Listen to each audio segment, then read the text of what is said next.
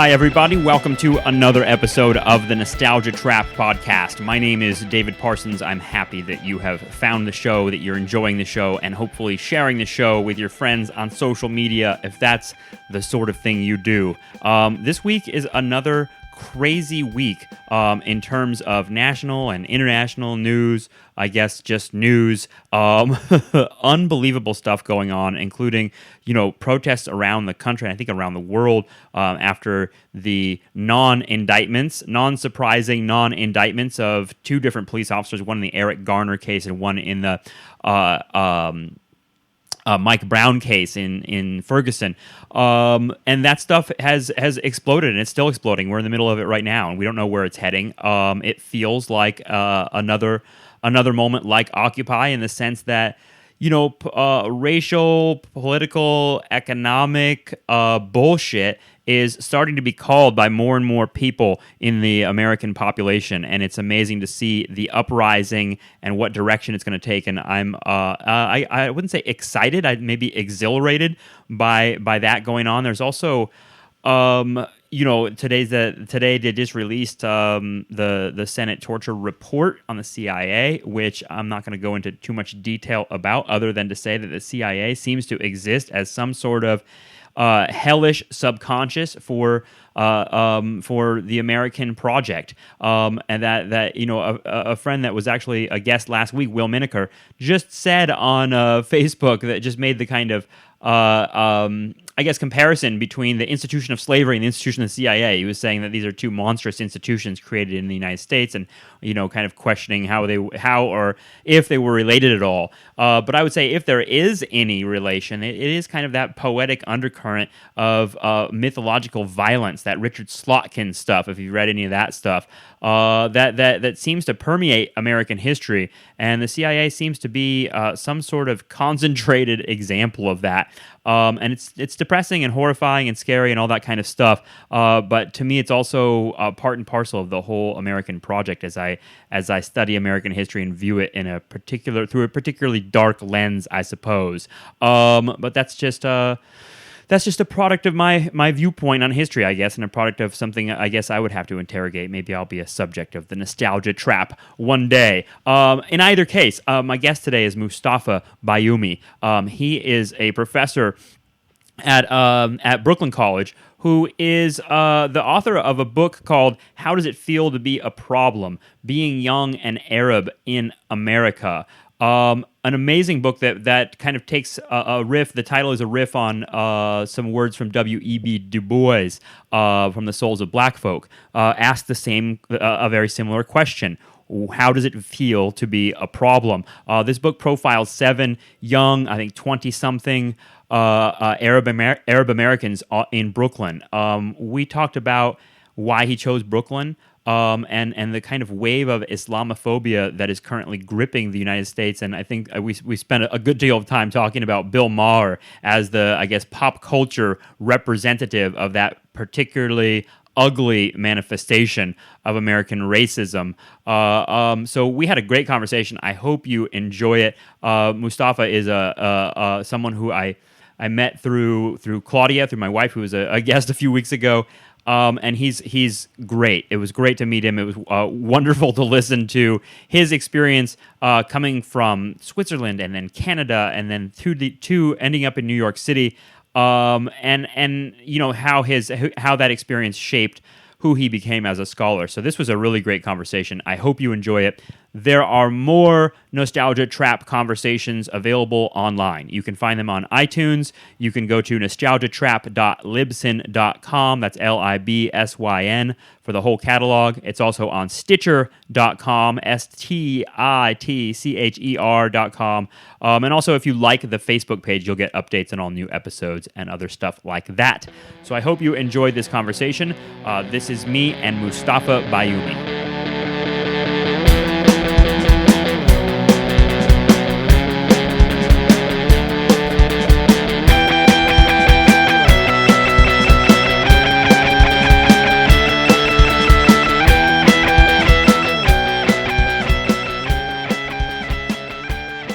So my parents are both from Egypt. Okay. And this is in the 50s. Right. And they when they both got scholarships to go study in Switzerland. So my father's from Alexandria, and my mother's from Cairo, so the two biggest cities. But they didn't know each other in Egypt, Right. and so but they met at the university in Switzerland. That's interesting. And, and eventually I was part of the result of that meeting. I guess. And then made their way to Canada. Is that right? That's right. Yeah. So you were raised in Ontario, Canada. Is that right? Yep.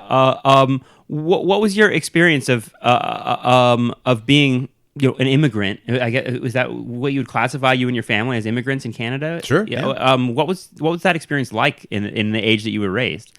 I know it's kind of a broad question, but Yeah. Well, I mean, I think immigration is always a sort of discombobulating, disconcerting experience. Right. You know, both for people of my parents' age and even for young people. You know, I was a kid. I was 4 or 5. I was about 4 years old when we first moved to Canada.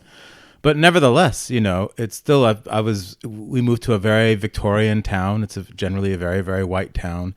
And there wasn't that sensibility of celebration of diversity and multiculturalism that is so much a part of our age today. not a cosmopolitan place. I mean, now it's quite cosmopolitan. Yeah, But yeah. not that back in the day, it wasn't so cosmopolitan. Right. And then also, you know, Canada tends to track, and I think this is still the case, but it was certainly the case when I was growing up, it tends to track a little bit more closely to British trends than what's happening in the United States. I mean, it borrows from both.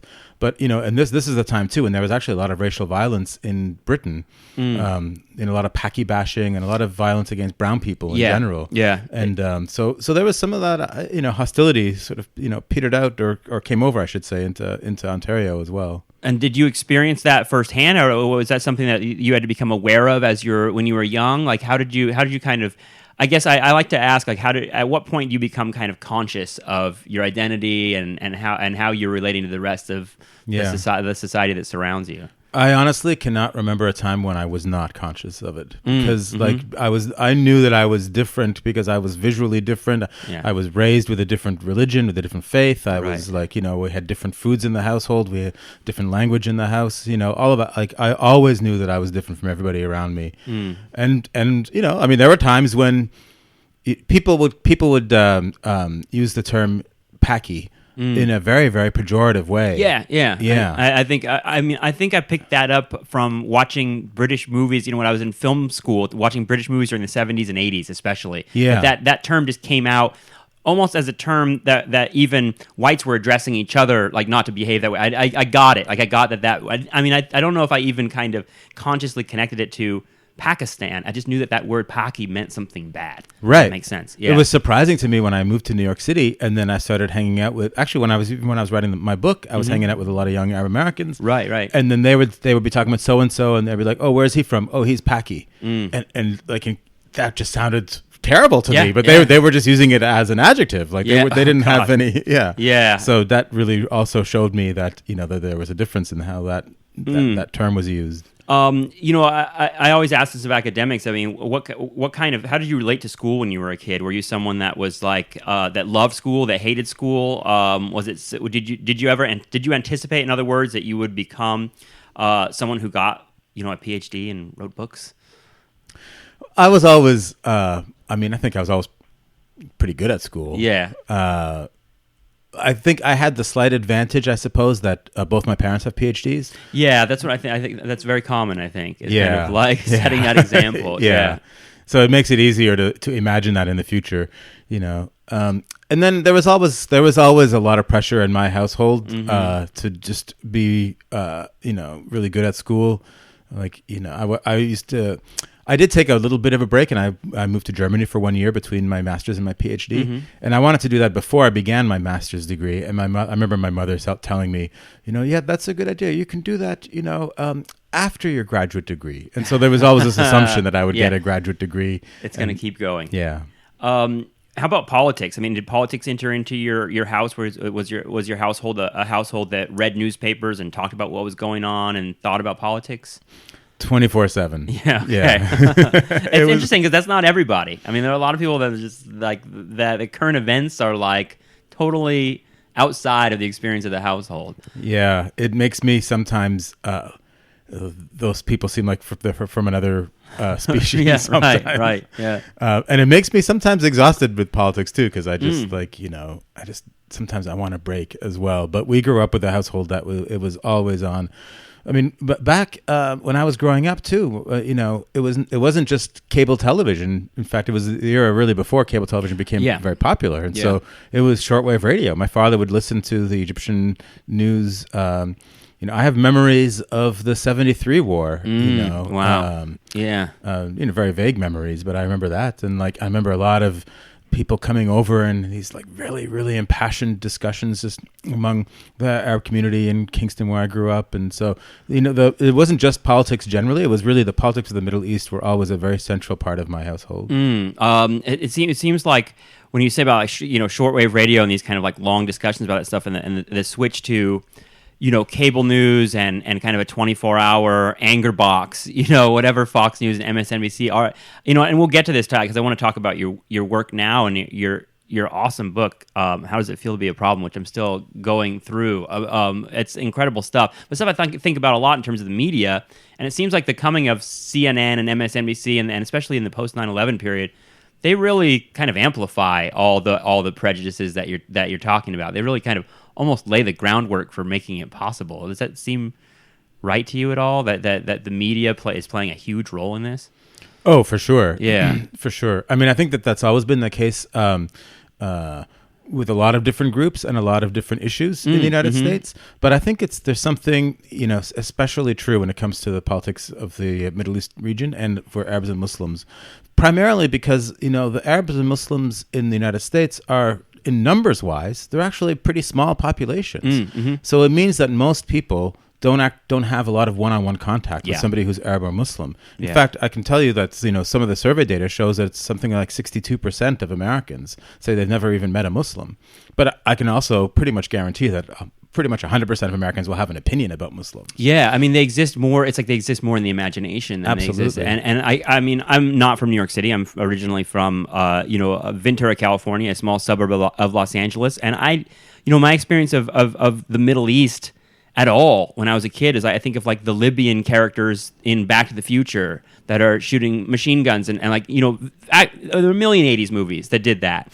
And I never saw anyone that looked like that in my town ever. I mean, my experience goes right to your point, which is that I was raised until I was 18 in a town where I never saw a person that appeared Arab or Muslim in real life. Right. It's entirely in movies and TV. Yeah. It's scary, and it's scary to be able to think about how opinions are that powerfully formed that way. Right. And especially because they are formed primarily through these media outlets, there's not that kind of interpersonal communication, which for a lot of other groups, they can have stereotypes in the media too, but if you know somebody who's really from that group, then that balances it out in a lot of ways. But there isn't the countervailing force here.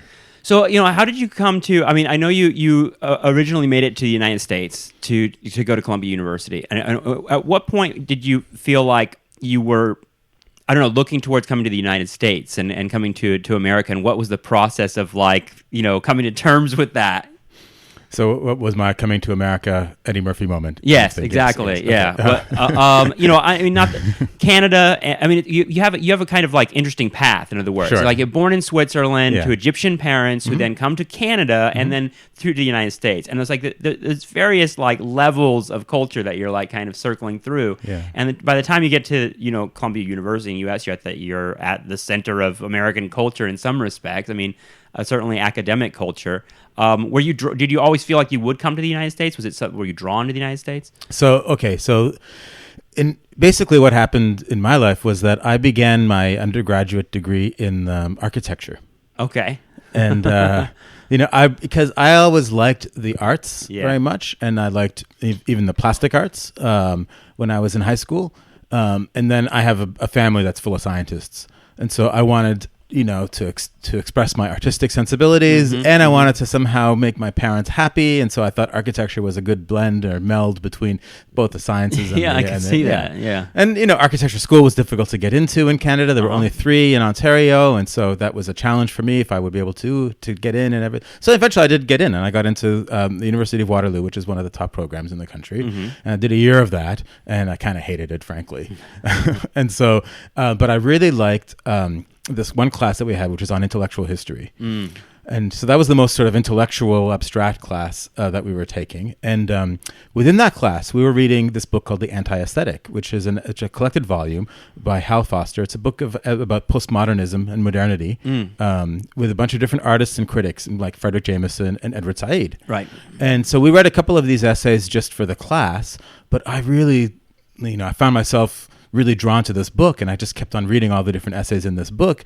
And I was 18 or 19 years old, trying to figure out what modernity was. Yeah. And I knew Edward Said. I knew of him because his books had been around my house, but I'd never bothered to pick them up and read them before. Yeah, I wondered that. Yeah, if that name had come up before. Yeah.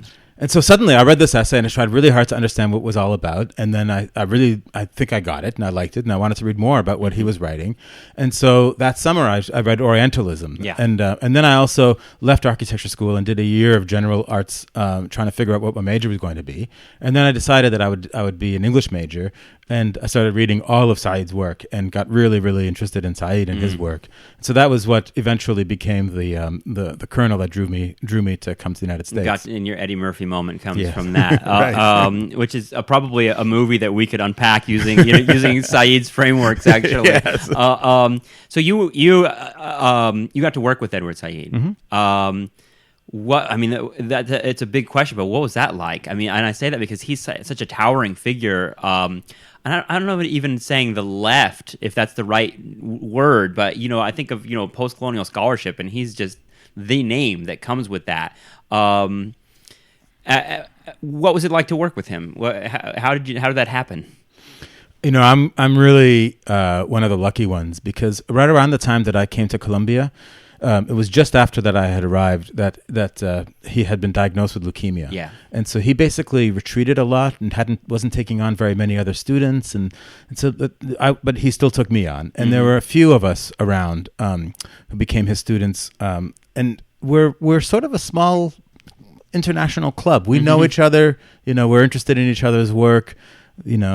And he's very much at the center. His work and our memories of him is very much at the center of that. Yeah. He was a very challenging but generous, an inspiring man in a lot of ways. Mm-hmm. He definitely always expected you to really be on your toes and sharp and but he had there was a real sweetness to him at the same time. Yeah, I read the obituary that you wrote about him, that in which you kind of pointed to this moment in class when someone said the word discourse, and he snapped at them and said, "Use your own words, not Foucault's words." And just that little kind of anecdote gave me, I think, a kind of clearer idea of what kind of person this was. Both rigorous, but not in that kind of jargony, annoying, indecipherable way. He seemed like he was trying to make these ideas accessible. Would you think that's part of his project? It's partly about accessibility, but it's also just about ownership in a way. I think he really just self-cultivation, so that you're not relying on somebody else's architecture of thought. He was a very anti-systemic thinker. He was in that way, he was very old world, like an old school in a lot of ways, and he dressed a kind of old world, old schoolish kind of way, with a pocket watch and the suits and everything too. He wrote everything on longhand. His father had been a stationery business, and so he had these he would write his own books and his own papers on A4 blue paper. Wow. Yeah. Yeah. So it's there's almost an an aesthetic to the academic work. Yes, absolutely. Yeah. And so the idea that somehow it just becomes almost industrialized with the jargon, is something that he really fought against, and it's something that I think, that I also I try very hard not to write in jargon as well. I think that it's really important to try to cultivate one's own voice. And not just as a form of individuation, but really I feel like that's how you get to know the topic that you're working on. Yeah. Yeah, it's putting it in your own language. Yeah. Yeah. I mean, when I think of post-colonialism and Said's work, I think of it as kind of, canonical in a sense of forming a new kind of field of thought in the last 50 years of scholarship and a big turn. Do you feel like Said's work is that accepted? Is that consensus? Because at the same time, I feel like his work is quite radical at the same time. I mean, what if you? Yeah. I'm just kind of get a sense of like where is Said in the literature? Well, it's interesting because he himself would almost never use the term post-colonial. And he rebelled against the idea of there was like this school of post-colonialism as well. Yeah. Precisely for those kinds of reasons. He was very anti-systemic. And so this idea that there would become a school created around it with its own jargon was something that he felt would be of a detriment to it. Yeah, yeah. So it's interesting. He inaugurates a school which he, in a sense, repudiates as well. It's almost something Freudian there. Yeah, no, that's interesting. And it seems like also that, when I think of the word post-colonial, it kind of does give you a false idea that, that whatever colonialism was is over, and it's now we're in the part of history where we just kind of like unpack it and figure it out, and it doesn't really give any indication of the idea that things go on, that we're still very much in a colonial moment. Absolutely. A lot of some people, including like Anne McClintock, who was one of my professors also at Columbia and also a student of Said's earlier. People like Anne McClintock will write that, if we really want to think about post-colonialism and still keep the term, we should think about everything about post-colonialism as meaning everything that comes after the moment of colonialism, after contact. Right. Okay. And that's a way of thinking about it, so that you can like reformulate it to use it in a productive way. Because I totally agree with you. Post-colonialism on its face sounds like colonialism is something that has passed, and there's so many reasons for us not to think that. Right. So. Right. And I mean, and what colonialism is, I mean, we call it globalization now, but it's, that there are different ways to talk about it. And I don't know, it feels like you're right. We have to be careful about the words we use because they're, I don't know, they're rife with hundreds of years of history stuck to them. All right, so you're at Columbia during the late 90s, is that right? Or the 90s? Yeah, the 90s, basically. Okay. Until 98, from the 90s up until 98. And then do you go to Brooklyn College straight after Columbia? I do. So are you at Brooklyn College when 9/11 happens? Yes. Okay, so when that happened, I feel like you must have experienced it in maybe a different way, not from every other American, but from a lot of Americans. You must have experienced it in a different way in terms of you're already thinking about this world. How did that, and I don't mean that day unfold, but how did that time unfold for you? Did you feel like this is going to be a big change? Did you feel the weight of like this was going to rearrange the way we talk about the stuff that you work on? Hindsight is 20/20, so I can't be 100% sure, but I think so. I think I knew immediately. That's my memory of it, is that I knew immediately that this was going to be something that's going to be so consequential in a negative way for the community. And I remember very clearly, and when I mean right away, I mean because I remember waking up that morning, and turning the television on. And then by the time the second plane hit, knowing immediately then because until the second plane had hit on New York One, I remember watching New York One, and this wasn't clear exactly what was going on. It was a tragedy. It was sad. It was like at first it seemed almost comical in the very very beginning moments. I remember Pat surreal and unbelievable. Yeah. But then as soon as the second plane hit, then it became very clear that this was deliberate. And then the speculation began as to what was going on. And I remember as soon as that happened, that I was afraid. I mean, I was afraid for what was going to happen next. And then not 3 days later or something to that effect. I can't remember exactly how many days later, but within a very short amount of time, there was a peace demonstration on the boardwalk here in Brooklyn. And I remember going to that with a bunch of my friends. And there were signs up saying, Islam is not the enemy, Arabs are our neighbors, and these sorts of things. Right. And then I also remember that, I was walking with a lot of my friends from Columbia. So we were like a multi-ethnic whatever. I was the only brown guy there, but there was people of all different backgrounds walking. And then there was this Chilean reporter from Chile who then comes up after me and then sticks this mic in my face and asks me some questions about my reactions and everything. And I remember thinking, why is she putting it in my face? Like, Yeah. suddenly I became much more. I was already conscious of my difference, but in New York, it's also easy to blend. If you're brown, you just sort of Sure. blend into the brown of New York. But then I became very conscious of, she was able to find me that easily, and so, Right. Yeah. And you better have an opinion on this. You know, Yeah. like you have to speak for Yeah. a whole group of people that is a gigantic, amorphous kind of part ethnic, part religious block of people that, you know, have often nothing to do with one another, Right. but somehow you're going to have an opinion on it. It reminded me of the moment in your book where you talk about, you know, this kind of surreal meeting between community religious leaders in Brooklyn,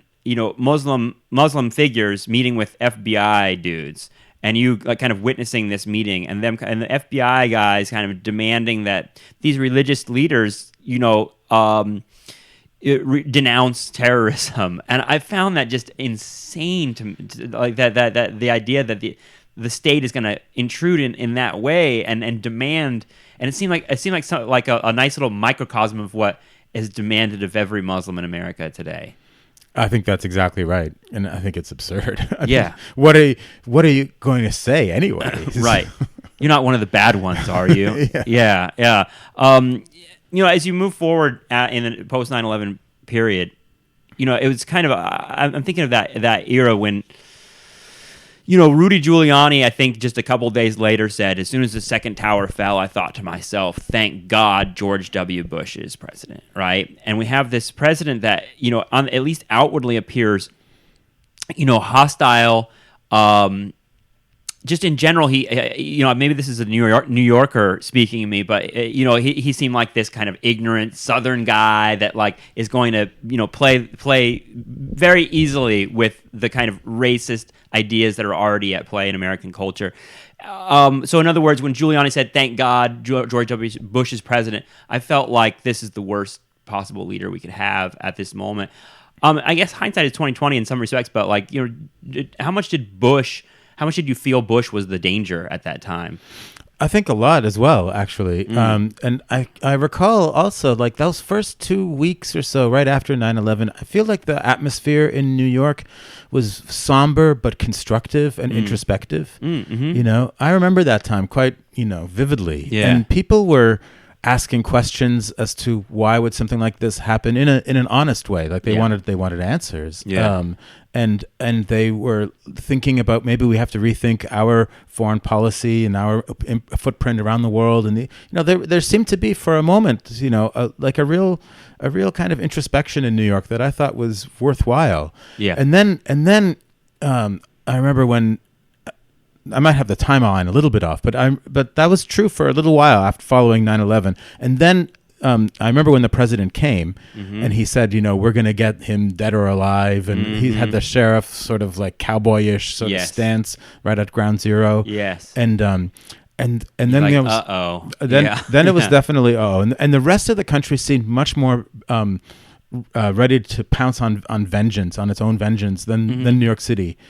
And then by the time the war in Afghanistan began in October, you know, I feel like that at that point, then the narrative of like, you know, we now have to respond, and we're going to respond militarily, and this is what we're going to have to do. And as soon as the war in Afghanistan began, I think it was October 13th, right after that, people forgot about Afghanistan because they immediately started talking about Iraq after that as well. Right. And so, you know, it's so very quickly it became a war footing, you know, immediately. And not even just one war, right? Yeah. But there was a few days or a couple of weeks in the very beginning when something that it's precious to me because it's important to point out. I think it's important to point out, and it was very different. I really believe it was very different in New York City than it was in the rest of the country, and that's significant not just because the culture of New York City is different, but also because it happened in New York. Right. Know. Yeah, and I mean.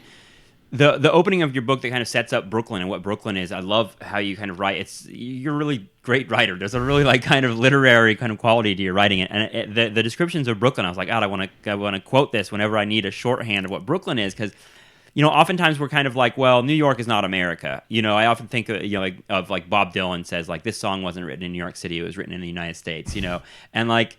but you're kind of taking the opposite position, that like Brooklyn actually represents kind of the best of what America purports to be, which is this kind of like patchwork of, ethnic and cultural and racial identities that are still somehow together all in one place. And it's kind of amazing. I think it's important to point that out about the first moments of 9/11 could have been a different direction. Mm-hmm. When I think about the years that have passed since 9/11, I think about surveillance and homeland security and the war on terror. And I don't know if you would agree with this, but it feels like that Arab Americans, specifically Muslim Americans, have been the target of that. But everybody we're now all surveilled. You know what I mean? Like they built this infrastructure with a target in mind. Mm-hmm. But all of us kind of justified it. Oh yes, for sure. I think it's terrifying. It's terrifying, yeah. And it's terrifying for you, but actually a lot of Americans seem not as terrified as what I think they should be about it all, too. Yeah, well, that's and that's the thing about it. I mean, to me, it's connected entirely to the kind of racism you're describing in a sense, because it's kind of like, well, whatever we need to do to be safe, and at least I know it's not me that's going to be targeted, and people are actually kind of comfortable with racial profiling. And you point out, in your book that was going away in 2001. It seemed like it was. Yeah, there was a large movement. There was a whole grassroots movement saying that racial profiling is I remember that. It's not efficient and it's racist, and so why should we even have it? And then there were all kinds of statutes passed saying yes, we shouldn't racially profile, but then there was a national security exception built in for the federal government, and so that's what that's where it all comes. I mean, there are many different paths that this comes down for Arabs and Muslims in this country, but that's one of them. So you have like your book kind of like is jumping off Du Bois's idea of the kind of when one racial category is identified as the quote unquote problem in American history. How do you think Arab Americans are different than those other groups? Because you kind of go a list that we can go through a sad list of American history in which all of a sudden particular groups, whether it be Germans during World War I or the Chinese at various different periods, what's different about Muslim Americans in the post 9/11 era? Well, I think there are a few things that are different. And one thing or a few things that are maybe, maybe just a little bit larger. And that is, I think that we tend to think about U.S. racial politics, by and large, as issues of domestic politics. Right. And this is how we think about ourselves as a nation, and like how we think about difference within the nation, and how we think about how we organize the nation. And that's been true from the very beginning with Native Americans through questions of slavery, through the civil rights movement. Mm-hmm. By and large, we tend to have, I think our imagination around race is very much in line with our national imagination. Yeah, 100%. I think Americans can't exist without kind of a racial foil. Right. Yeah. Right. But what's different here is that I feel like it's when it comes to Arabs and Muslims, that it's so important to think about what's the international dimension of an American identity. What's the relationship of foreign policy to American domestic policy? Because it's not just about how things are happening here. It's really about how things are happening over there, and they have a direct relationship to how things are happening here. Now, I'm not saying that that's unique this time, because certainly that was the case, say, with Japanese internment, or there are many other examples within American history when that has happened. But it's more significant. It's very significant when you're talking about how things are with Arab and Muslim Americans within the United States today. Their fate, their situation is directly connected to American foreign policy. Yeah. And I think that generally Americans feel that they can change domestic affairs more simply than they can change American foreign policy, and probably for good reason. Yeah, definitely. I mean, it makes me feel. It makes me think of. Black civil rights organizations in the 50s and 60s when there was like kind of like the fear of communism that was attached to them. I feel like that's the closest analog that I can find or think of in American history. I don't know if you would agree with this, but the idea that that blacks are now not only kind of cast with this kind of racial otherness, but now they're also plotting against the United States in some way. That's right. And, in a lot of ways, too, you got the federal government and people like LBJ saying, look, we're going to listen to your demands a lot more seriously if you just drop all that communist rhetoric, if you just drop all of that internationalist rhetoric, if you, because we're getting a black eye from the Soviet Union, so we don't want you to be feeling, being a part of that kind of thing. But so in a way, the point of that is that, even from the level of the federal government, trying to say we want to make out this international issue of race back just into being a national issue. Yeah. And nowadays, you can't think of Arabs and Muslims without thinking about them both internationally and domestically. Right. And I mean, there's this feeling that they're like some sort of like fifth column within the American society that is separate, but not only, I mean, there are a lot of separate societies. I mean, living in Brooklyn, I walk through separate societies all the time, but there's this kind of suspicion that's cast that separateness is almost like an unwillingness to integrate into the rest of society. That feels like that's a lot of what the feeling is. Not only that, I feel like from the Islamophobes, it's not just unwillingness to integrate, but in fact, it's a direct plan to usurp and take over at some point as well. I mean, there's a certain kind of, I don't know, when we get to the politics of it, there's a certain kind of like right-wing paranoid fantasy that we see in shows like, 24 and Homeland. Like, those are the two that I can think of that are like the most like Arab baiting shows on TV right now. 24 is not on anymore. But, we very much like associate this with like a right-wing kind of thing. And I don't know. It feels like that's moving. That's changing right now a little bit. And I don't know how much you know about like the rise of like the new atheism and like the Richard Dawkins and the Bill Mahers even of the world. But they're kind of like starting to move towards almost like a liberal viewpoint of attacking Muslims. I don't know if you've seen this. It's a really disturbing. Yeah, move.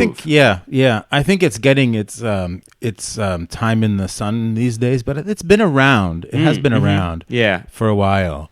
But and somehow this idea that you are a free speech advocate by being really racist against another group, to me, that contradiction. Right. That people don't point out that contradiction is disturbing to me. Yeah, I mean.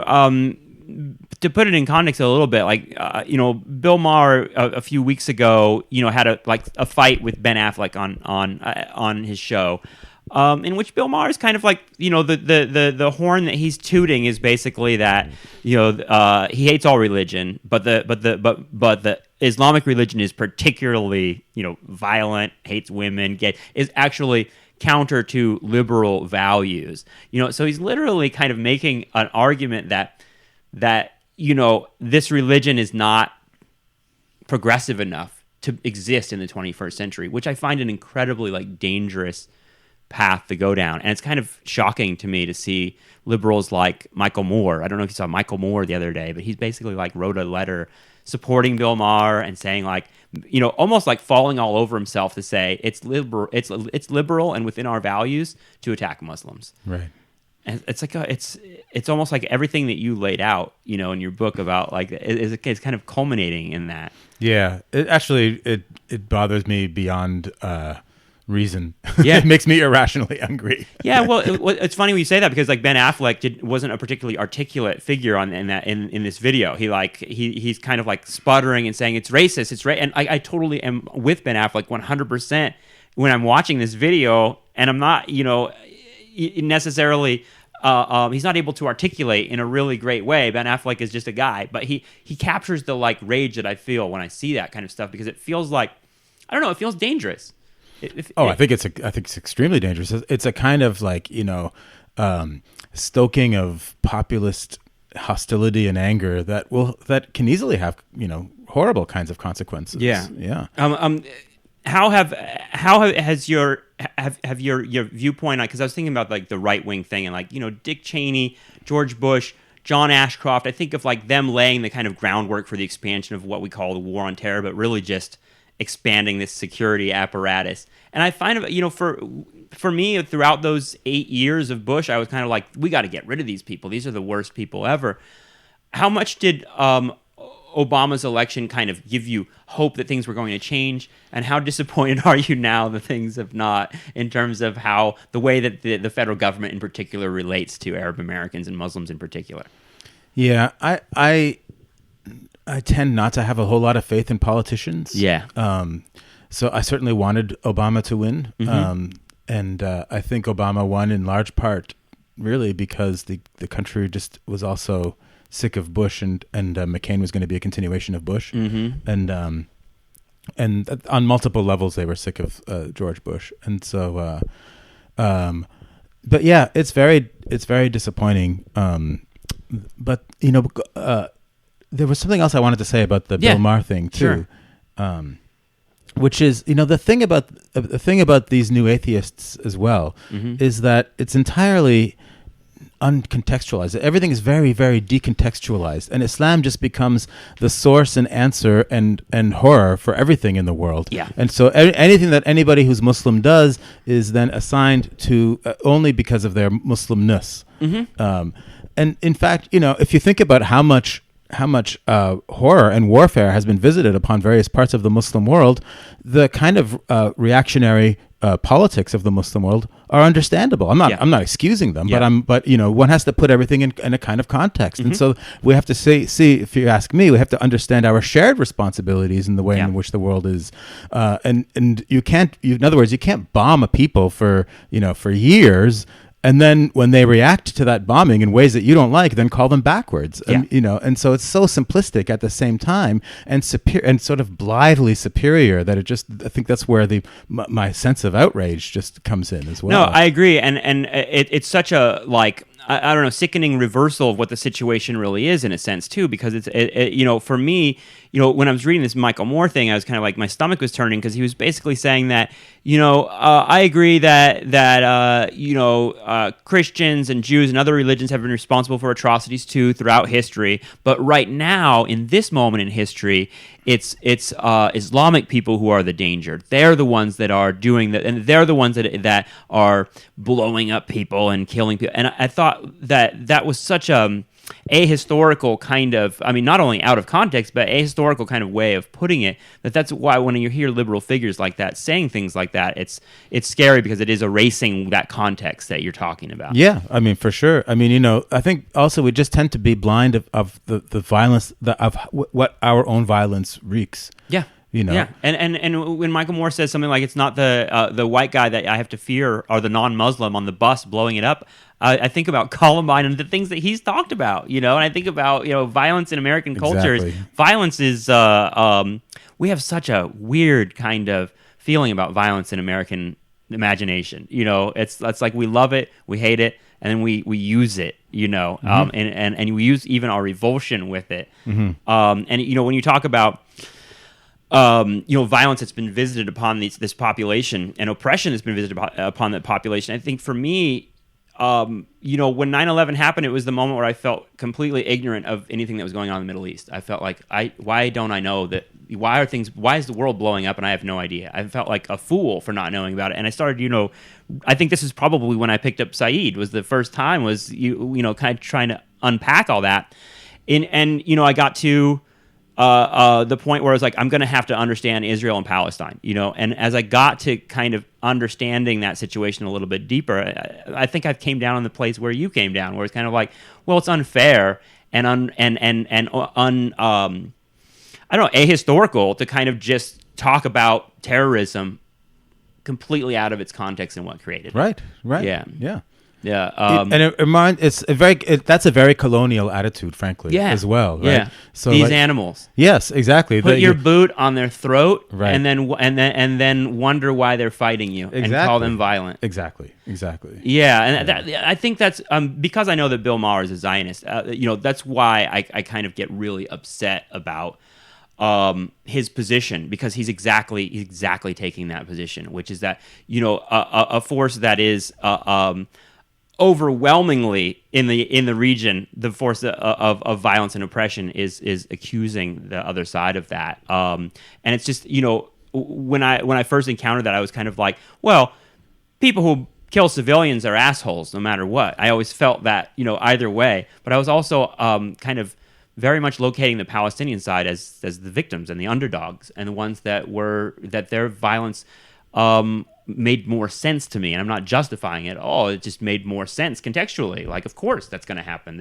I studied the Vietnam War, so colonialism and the way that oppressed people find ways to fight back, both culturally and physically, are it's really important to understand that. And it's the same thing that's kind of like cast upon Palestinian terrorists was put upon the Viet Cong too. And these were people who were fighting for their freedom and their independence and literally fighting for survival.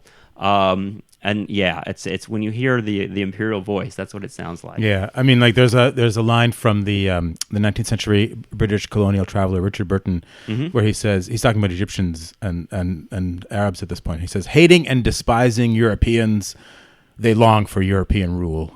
Right, and it sounds like a lot of what I hear today echoes that. It's like, oh, they hate and despise America, but they all want to be Americans. Right, right. It's a very colonial attitude in a way that assures your own sense of superiority without having to have any kind of knowledge about what's going on in the region. Yeah, and when I think about the particular kind of colonial and racist attitudes towards Muslims in America, it feels like there's both a continuity in American history, like, oh, they're the latest group, right? They're the latest group to have this kind of thrown upon them. But at the same time, it also feels like so much more connected to the way that America does business in the entire world. Yeah.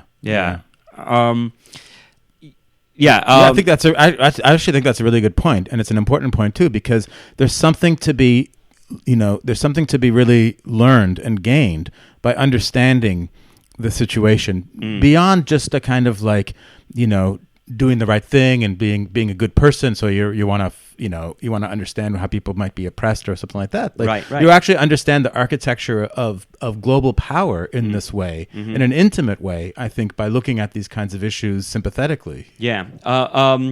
Speaking of sympathy, I read, your article that you wrote an article a few years ago called Disco Inferno. Was that in The Nation? Yeah. Yeah. Incredibly disturbing article about the use of particularly American music, right? Is that right? To torture people, and this is in the Middle East, right? It was everywhere. It was in Guantanamo Bay. It was in Bagram, in Iraq, and all over the place. And various CIA black sites. Can you just describe, like, how did you find this subject matter? Well, I read the news assiduously, right? And so I had read a few articles, and there had been like a mention here or there that so and so had played loud music or had suffered from, somebody complained about they had been doused with hot water and loud music was being played, whatever. And so I had read 3 or 4 references to loud music being played, but nobody had. When I was one of the first, not that I'm tooting my own horn, but maybe I'm tooting my own horn a bit. Go ahead. But I was one of the first to write about this topic. Yeah. And because I saw that there were these mentions here and there about this loud music being played as a form of torture, as a form of an interrogation tool, and essentially a form of torture. Yeah. And so then that led me to try to look into it more systematically. And so I started looking for all kinds of examples that I could find, and then I started looking at it historically and seeing where the precedents were as well. Yeah, the quote at the end from James Hetfield of Metallica, who's like got such an asshole attitude about the whole thing, and literally says something like, let them suck on my freedom, basically. And did you feel like there was a connection between like literally wanting to rub American culture in the face of people that were outside of it? Oh, for sure. Yeah, for sure. Is that the impulse? That was part of the impulse from like the foot soldiers of it all, I think. But in fact, the science of it will show you that it's really just about sleep deprivation. Yeah. So it doesn't matter what the sound is, as long as you're being deprived of sleep. But even at the CIA level, they played. So the foot soldiers. What I mean by the foot soldiers, I mean like the guys who are actually implementing it in Iraq or in Afghanistan or in Guantanamo Bay. They'll take their iPods and hook up drowning pool or something like that, right? I feel like and American Soldiers, many of them are like those songs. Some of the songs that Yeah. you kind of cite in that piece are songs that I feel like a lot of American Soldiers might really get like amped up to listen to. Right. So one is called "Let the Bodies Hit the Floor." Right, Right. yeah. And so I think they're taking that very literally because it's like, it's about how bodies are, being abused here, Sure, essentially. sure. But in fact, like the CIA manuals, and other examples of this being done say that the hardest sounds to survive are like cats meowing and babies crying. The fact that there's a science to it is Yeah. so fucking gross. It It's is. just, it's like, I don't know. Did you see Zero Dark 30? Were you able to sit through that? Yeah, I hated it, but yes. Yeah, I went to Zero Dark 30 by myself, almost like I was seeing a porno. Like I didn't want anyone to know I was seeing it. I know people don't go to movie theaters to see pornos anymore, but it felt like that. And I went in the middle of the day. And what was amazing about it is I went in and there were two NYPD officers standing in the lobby. And I wasn't sure. They kind of motioned me over to them. And, when cops are talking to you, you're kind of like, okay, you fall into this kind of like docile, at least me, I'm just like, I don't want to piss off these guys at all. And so I kind of move over towards them and he just grabbed my backpack and opened it up and started looking through it. And I thought, I was like, oh, what's it about? And they said extra security for this movie. Wow, And it was that's inside the theater? Yeah, inside the theater. Wow. And it was kind of shocking to me. And I also was like, you guys know I'm a white guy, right? Like, why? I don't know why you're searching my bag. But anyway, they searched my bag. And before I could even like say it's okay or not, I mean, they just grabbed it and sent me in the theater. And then, as the movie began, I had that kind of experience in my mind, that the cops had just like grabbed my bag or something. Not that that's the worst thing in the world, but it still kind of felt like a violation in some respect. But in either case, those opening scenes of waterboarding and torture were so intense, and I felt really, really grossed out watching it. Like, I don't know how you felt watching that movie, but I kind of wanted to get your feeling of like. Oh, I agree. I mean, I think the movie essentially wants to show you the intensity and the experience of of torture, and yet at the same time, I feel like the movie is validating it. It's endorsing it. Yeah. And so it's not a critical view. It's almost It's journalistic. It's journalistic, and it's almost experiential. Like they Yeah. want to give you the experience of what it's like. But the judgment is essentially, well, this is what we have to do. This is what we have to do. Right. So. And it felt like an apologia in some respects. Like this is, and also there's there's a weird kind of like fetish of American militarization and a fetish for like getting a job done, you know? Right. And the killing of Osama bin Laden was somehow, a part of that cowboy mythology almost. Yeah. I mean, I think that movie was really, to my mind, really propagandistic. I mean, it was the most blatant piece of propaganda I think that I've seen from an American cultural product in years. Yeah, no, I agree, and what's weird about it is that it almost falls into that category of like I don't know, liberalizing warfare in a sense and making it seems like Obama's particular direct taking the war on terror, and they don't call it that anymore. And it was like, he didn't want to, he kind of wanted to make it, I think he wanted to humanize it or whatever. But the argument that liberals make now, and particularly liberals that are sympathetic to Obama's kind of persecution or prosecution of the war, is that drones are somehow more humane, right? It's actually, this is better. This is actually a way to pursue warfare without, the quote unquote like public perception problems that came with. I mean, really, other forms. There's very little that's different under the Obama right. regime. Yeah, yeah, and what's weird is that George W. Bush put kind of an ugly American face on it, and Obama puts a smart. It's like smarter warfare. Yeah.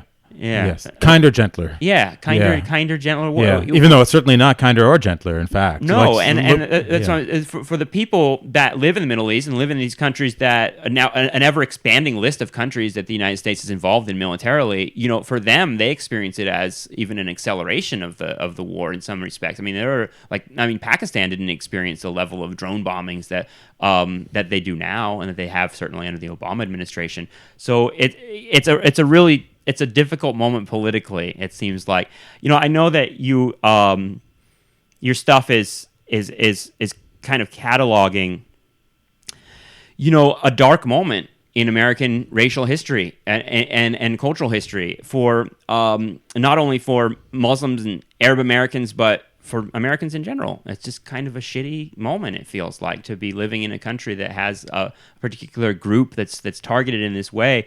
Are there bright moments in the last 15 years? Do you think the conversation is something that can be directed a different way? I think there actually are a lot of bright moments. Yeah, because there's a lot of resistance to it too. Yeah, and I think that the Arab and Muslim communities in the country have found a lot of allies and have matured politically, and they tend to before 9/11. Both Arab associations and Muslim associations in the United States tended to look very much also to issues that were happening abroad. Yeah. And now they divide their focus between both abroad and what's happening here because they have to. But I think that's actually made them speak a more American kind of in a more American idiom, address other audiences and constituencies, make alliances that are not just alliances of convenience, but in fact seeing that there's an underlying logic why people should unite in order to forge a better future together. So even in one easy example of that, that comes to mind, that is to say, is just with the police reform and accountability movement in New York City. After we have all of these revelations coming from the Associated Press that the NYPD has been spying extremely assiduously on the Muslim community here in New York City, the Muslim community was outraged by this, and they thought, well, our constitutional rights are being trampled upon. And they were already connected to the immigrant communities in New York City.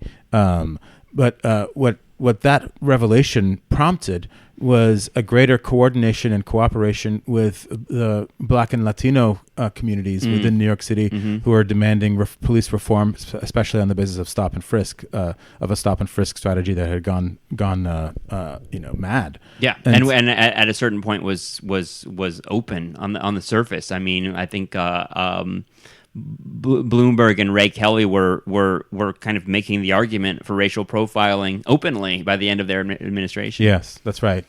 And so the end result of that was that now New York City has an inspector general who has subpoena power in order now to investigate the police themselves, and that was a consequence of the police reform movement uniting at least those two concerns and these different communities together, and them wanting to be united because they see that their causes are common. And so, I think that's actually a bright spot because it illustrates a kind of progressive future. That's a very local story of a progressive future, but we can also, hopefully take that abroad too, because as we're saying, these changes are both, we have to address them both domestically and internationally. And that pushback against police militarization and against just police violence and oppression in general is something that's happening, in Ferguson right now. And it seems like, as much as, in this conversation we've talked about how there have been these different groups throughout American history, it's also, it's not like those have been separate experiences. We now are living in a time when all those histories are still very much alive and overlapping, in other words. So it seems like what you're talking about, a kind of cross-ethnic, cross-racial solidarity is something that everyone could benefit from. Absolutely, yeah. When I think about Ferguson, it seems like there's potential there for that kind of thing. And your book is about Brooklyn, but the rest of the country, we opened this conversation, and we'll wrap it up in a second here. But we opened this conversation talking about how Arab Americans are not visible for a lot of Americans as much as they are in Brooklyn. Brooklyn is a place that I learned about cosmopolitan America because, Brooklyn's a place where, I probably had a lot of food that I've never had before in my life. And that's just one example of the actual, contact with other cultures. But most Americans are still living a very kind of segregated life. Did you find in your research, because I think you mentioned that Dearborn, Michigan is another place where there are a lot of Arab Americans. It's probably one of the second most concentrated population besides Brooklyn. What are the class elements at play there? Why are there so many Arab Americans in Dearborn, Michigan? I imagine it has something to do with factories. Yeah, Ford. Yeah, right. It was Ford actually initially. Yeah. Ford had set up Dearborn basically as a suburb of Detroit so that he wouldn't have to pay city taxes. This is back in the early part of the 20th century. And then he started. It was just push-pull migration. So there were some immigrants came from Lebanon area, from Yemen, and as well, and then they eventually brought their families and more people, et cetera, et cetera. So the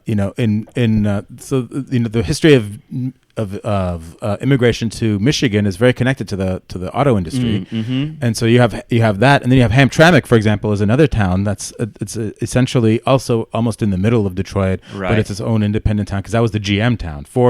Dearborn was the Ford town, and then Hamtramck is the GM town, and Hamtramck, as my colleague Sally Howell, who's a historian, writes that Hamtramck is now the first Muslim majority city in the United States. Wow! Yeah, as a Polish mayor, I think about deindustrialization and the larger history of that, and it seems like a population that probably is not doing too well in that area. That's right. In fact, so now what happened was that because of all the demise of the auto industry on so many levels, that the people who are now moving into Hamtramck are mostly from South Asia and also I believe from Yemen, and they're coming because the property values are so cheap and that they can set up their own communities there. They're actually not connected anymore to the auto industry. It's the old timers who have legacies there, but now there's new migration in, and they're trying to make a go of it. And so it is definitely a new chapter within that geography, and it's an interesting one. I think we're going to see what'll happen. Yeah, that's what I was kind of wondering, and I know this comes up in your work a little bit, but the kind of class element of the experience of Arab Americans in the post 9/11 era is kind of interesting, right? Because it seems like I think Chris Rock said, or some comedian said that black could always buy their way out of slavery, right? That capitalism works in a social sense, in the sense that people that have more money can kind of get out of a lot of situations. Do you feel that? I mean, would you describe the Arab American population as a working class population, or is it's more amorphous than that? It's more kind of diverse than that. Yeah, well, we can talk about both because Arab American population is different from the Muslim American population, and they also have different histories and different relationships to the class structure in the country. Right. But on the whole, we could say that both Arab Americans and Muslim Americans tend to be of the professional class, generally speaking, and tend to do a little bit better than the average American. Although the poor especially with Arab Americans, for example, Yemenis and Iraqis, I think, tend to be the poorest of the two, and they tend to be poorer than your average poor Americans as well. So there's some discrepancies there. But what's more significant, I think, for your question is these studies that have come out, because now social scientists are looking at this thing quite closely, right? And they found things such as there was one study that came out several years ago that said that they were charting how much the earning power of people, and they charted the earning potential and earning power of people who were as the study said, affiliated with the ethnicities who caused 9/11 or something to that effect, right? And they found that basically Arab and South Asian men their earning power had gone down between 8 and 11%. Wow! And another study that just came out, that was a few years ago. Another study that just came out this past summer from the University of Connecticut did something similar, where they took a whole bunch of resumes and they sent them out across the state around the Northeast, and the resumes some of them were affiliated with religions and some of them were not affiliated with religions, because they wanted to see if religious identification had anything to do with getting a job. Right. And that was the basic hypothesis of the survey. What they didn't expect was that Muslims would do so badly. And so Muslims had 42% fewer callbacks and 32% fewer emails than the standard. Yeah. And so what we're, I think people tend to think of racism generally in terms of a kind of hate crime imagination. So right. It has to be this violent thing that means that you get your teeth knocked out, whatever.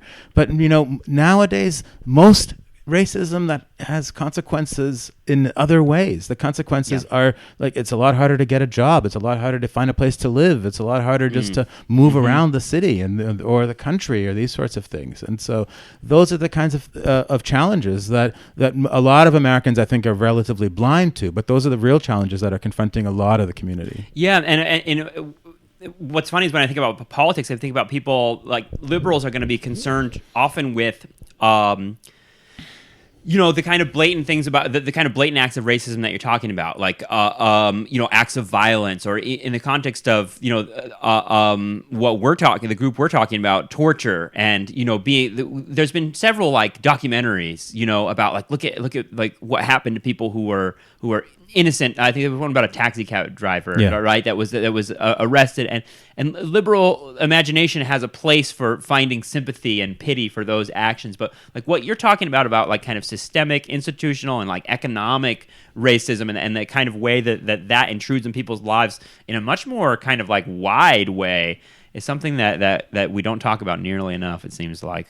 Yeah, I totally agree with you. It just doesn't capture that outraged imagination, but it's hard to get outraged about that. Yeah, but the implications are much more profound because it'll affect many, many more people as well. So we'll wrap up here, but I always like to ask about teaching a little bit. You teach in the English department at Brooklyn College. So, when you're thinking about your syllabus and you're thinking about, and this isn't a job talk question, this isn't like an interview, but like, what do you think, what do you want your students to get out of your classes? What do you want them to kind of be left with, and thinking about as they move on in their lives? Well, I think what I really want from my students is that they end up thinking about things that they hadn't been thinking about before the class. Yeah. I don't want them necessarily to come to any kinds of conclusions per se, right. as long as they can keep thinking about the kinds of things that we bring up in class. I teach classes on post-coloniality, for example, post-colonialism and post-colonial literature and theory. And so you're teaching Said. Yeah, I teach Said. Yeah. And I think it's interesting because a lot of my students too, they come from backgrounds in the Caribbean or in various parts of the world where colonialism has had a real impact, and so, but they don't necessarily have a language or a theory to think through it, and so they, it's really fun to watch like the light go off, as it were. Or I taught a class on transnational America recently, and I taught Riverbend's book. She was this Iraqi blogger, and who had blogged the early stages of the war in Iraq, and really eloquently and beautifully. And so the Feminist Press, Harry CUNY, has 2 volumes of her work there, and so we read volume 1, and I have to say, like, I thought. That last semester was the first time I had taught it, and I was curious to see how it would go over. And the students really, really liked it because they don't never hear an Iraqi voice. And so just being able to hear somebody who is going to tell you on the ground what's going on is so valuable. And it's, in a way, it's shocking that we are living in the age we are living in, and where information travels so freely, and the United States is performing these world historical things of like bombing and occupying other countries, and we hear so little from the people who are being bombed and occupied. Yeah. And I mean, if nothing else, that's what your work kind of will stick in my head. The idea that, because it's for me, it's the way that I like to approach history and kind of social history, which is like talking to people that are actually affected by this on the ground and seeing what their lives are like and seeing how they're feeling about it. And we're living at a time where it seems like every American has an opinion about Muslims, about Islam, about Arabs, about, and even like not even differentiating between all those things. Right. And yet most people don't have any personal contact with them. And the stories we hear about them are boogeymen stories in Homeland and the Bourne movies and everything else. There are villain of the moment, and it's great talking to you to unpack some of that stuff. I appreciate it. Oh, my pleasure. Thank you so much. Thank you.